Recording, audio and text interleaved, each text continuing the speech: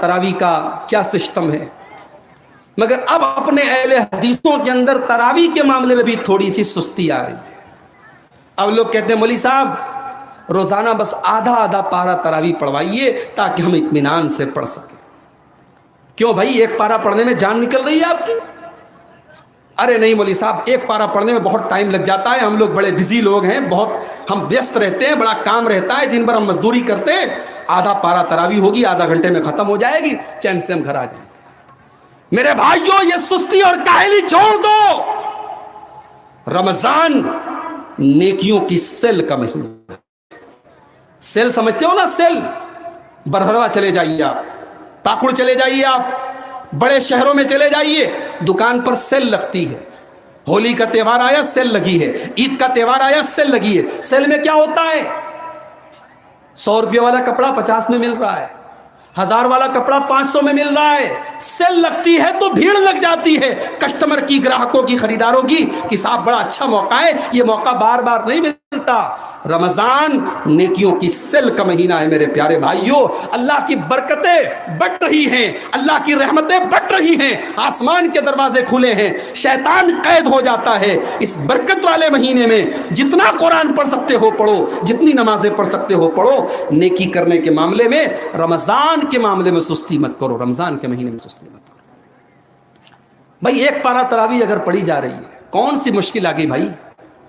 ہمارے نبی صلی اللہ علیہ وسلم تو رات رات بھر تہجد پڑھتے تھے، فجر کی اذان کا وقت ہو جاتا تھا، حضرت بلال آتے تھے، اے اللہ کے نبی اتنی عبادت کیوں کرتے ہیں آپ؟ رات بھر آپ نماز پڑھتے ہیں، آپ کے پیروں میں سوجن آ جاتی ہے، آپ اتنا روتے ہیں، آپ کا پورا کپڑا آنسوؤں سے بھیگ جاتا ہے، آپ کو اتنی عبادت کرنے کی کیا ضرورت ہے؟ اللہ کے پیارے نبی کہتے افلا اکون عبدا شکورا، اے بلال میں اللہ کا آخری نبی ہوں، اللہ کے بڑے احسان ہیں میرے اوپر، کیا میں اپنے رب کا شکریہ بھی نہ ادا کروں؟ کیا میں اپنے رب کا شکر ادا نہ کروں؟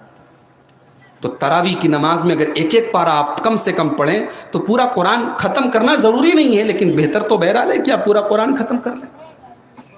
لیکن آج قرآن جب ہم سنتے ہیں، ہمارے دل کی حالت تو نہیں بدلتی، ہمارے ایمان میں کوئی اضافہ نہیں ہوتا۔ اور قرآن کیا کہہ رہا ہے؟ وَإِذَا تُلِيَتْ عَلَيْهِمْ آيَاتُهُ زَادَتْهُمْ ایمانا، قرآن کی آیتیں میرے مومن بندوں کے سامنے پڑھی جاتی ہیں تو ان کا ایمان بڑھ جاتا ہے۔ یہ قرآن کوئی معمولی کتاب نہیں ہے میرے بھائیوں۔ اس قرآن کے بارے میں یہاں تک اللہ تعالیٰ کہتا ہے نزل قرآن علی جبل لرأیتہ خاشعا متصدعا من خشیت اللہ۔ اے انسانوں، تمہارے سینے کے اندر جو دل ہے وہ تو گوشت اور پوست کا بنا ہے، اگر اس قرآن کو ہم کسی پہاڑ پر بھی نازل کر دیتے، کسی پہاڑ کے اوپر بھی یہ قرآن نازل ہو جاتا تو اے مسلمانوں، اے انسانوں، تم دیکھتے کہ پہاڑ بھی اللہ کے ڈر سے چور چور ہو جاتا۔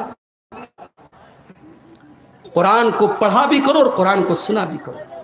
میوزک سننے والوں، گانا سننے والوں، رب کعبہ کی قسم، کسی اچھے قاری کی آواز میں قرآن کبھی اکیلے میں بیٹھ کر کے سنو تو دل پر اثر پڑتا ہے میرے بھائی۔ 2017 میں اللہ نے مجھے موقع دیا مکہ اور مدینہ کے سفر کا۔ فجر کے ٹائم میں مکہ پہنچا اور جاتے ہی فجر کی نماز کا ٹائم ہو گیا، طواف وغیرہ کرنے کے بعد ہم لوگ فجر پڑھنے لگے۔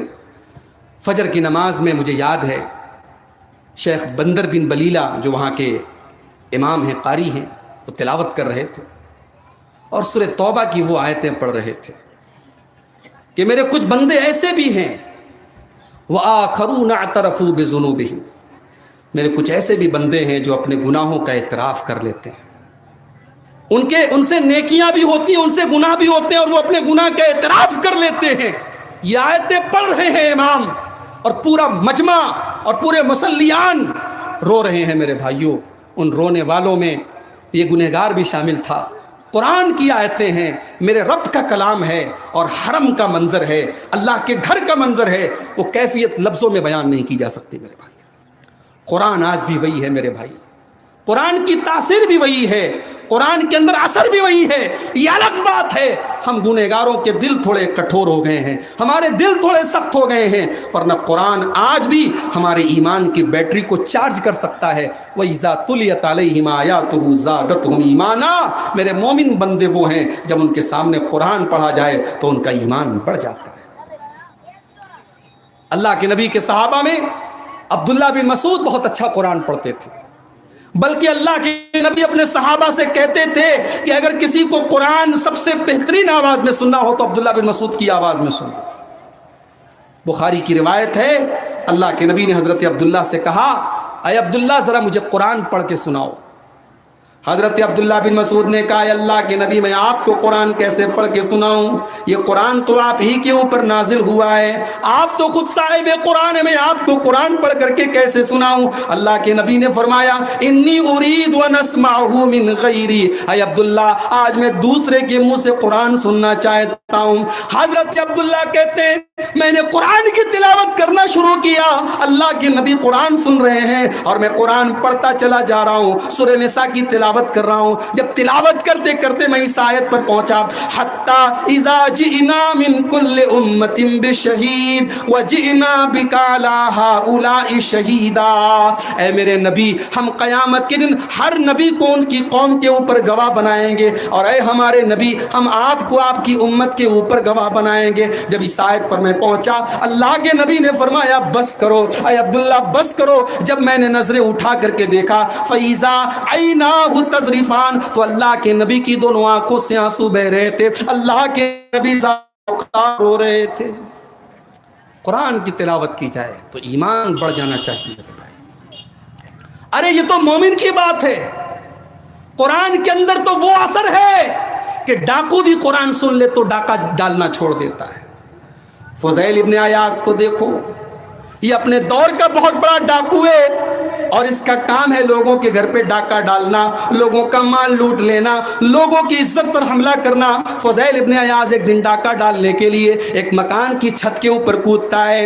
ابھی وہ ڈاکہ ڈالنے کی نیت سے گھر کے اندر داخل ہونا چاہتا ہے کہ گھر کے کسی کمرے میں رات کے سناٹے میں کوئی اللہ کا بندہ بیٹھ کر کے قرآن کی تلاوت کر رہا ہے اور قرآن کی یہ آیت اس کی زبان پر جاری ہے, الم یان للذین آمنوا ان تخشع قلوبہم لذکر اللہ. کیا ایمان والوں کے لیے وہ وقت نہیں آیا کہ ان کے دل اللہ کے خوف سے پگھل جائیں. فضیل ابن عیاض نے قرآن کی آیت سنی, کہا اے اللہ وہ وقت آ چکا ہے. اے اللہ ایک تیرا یہ بندہ ہے جو اپنے گھر میں بیٹھ کر کے قرآن کی تلاوت کر رہا ہے, اور ایک تیرا یہ بندہ ہے جو رات کو ڈاکے ڈال رہا ہے, جو لوگوں کا مال لوٹ رہا ہے. اے اللہ میں تجھے گواہ بنا کر کے کہتا ہوں آج کے بعد میں ڈاکہ ڈالنا بند کر دوں گا اور میں تیرے گھر کے پاس بیٹھ کر کے عبادت کروں گا. اس کے بعد فضیل ابن عیاض نے ایسی توبہ کی کہ اپنے دور کے سب سے نیک لوگوں میں ان کا شمار ہو گیا.